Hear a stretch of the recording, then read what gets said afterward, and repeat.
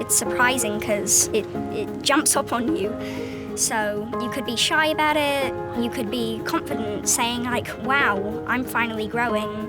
Girls can easily be embarrassed about them. It's new to them, it's weird, their lives are changing. Yep, periods.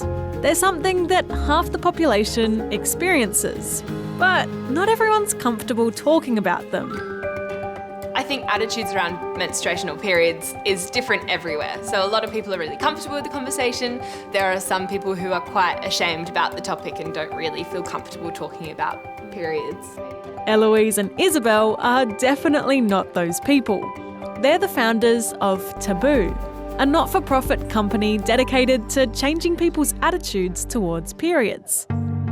For those who might not know, what is a period? The uterine lining, so the lining of the uterus, it's made up of like this thick blood material, and every month that sheds so that a new lining can be created. And the purpose is so that if a baby was to be born and develop in that uterus, it's got the right environment to grow in. And all the nutrients. Yeah. The idea for Taboo came about when Isabel and Eloise were in high school and they learnt about period poverty.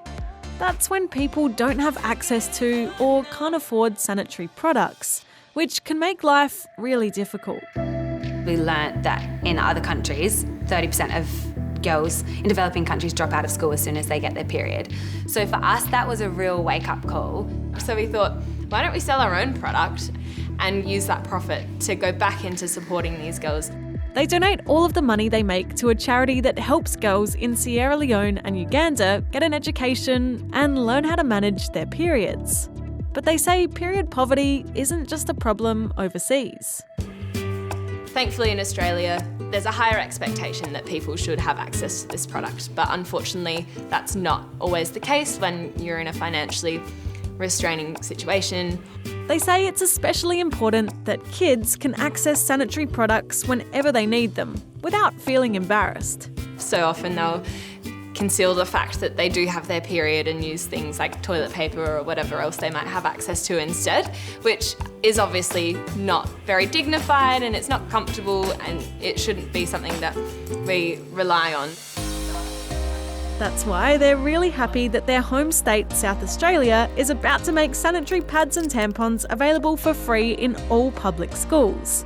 It follows Victoria's move to install free pad and tampon vending machines in schools. I really think this probably should have happened a long time ago.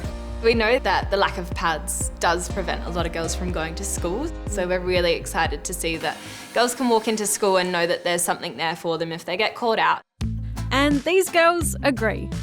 I personally think it's a great program. It helps teenagers and older with cost concern, as some people can't afford pads and tampons for outside of school and school itself.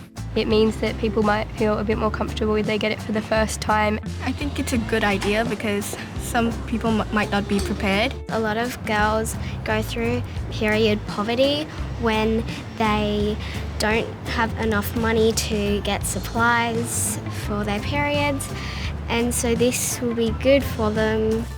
Isabel and Eloise would like to see similar schemes all around Australia. They also want workplaces to offer free pads and tampons, because they say women and girls should never have to feel caught out or embarrassed by this natural part of life.